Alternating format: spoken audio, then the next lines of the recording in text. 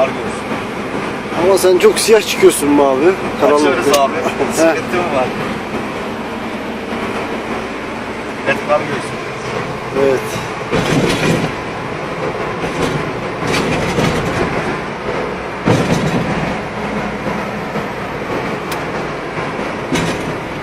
Aşağıda yağmur yağıyor.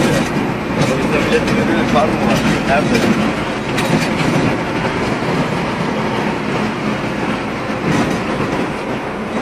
Burada var mı demişler. Zaten buradan direkt çıkar şeye geçeriz. İyice karanlıklaştı ya. İstenmiyorsa kapatırız. Karanlıklaştı iyice.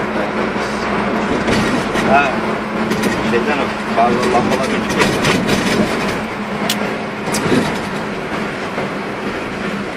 Yol izi yok şu tepede.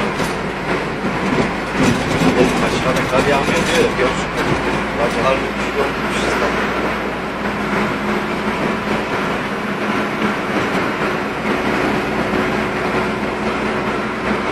Buradan direkt çantaya geçeriz dönüşte. Tuzu yükleriz abi. Sen tuzluyorsun değil mi şu an? Açık. Direkt çantaya geçeriz abi. Yükleriz tuzu. Oradan kendi bölgemize çıkarız. Yapacak bir şey yok. Balkardan deneriz.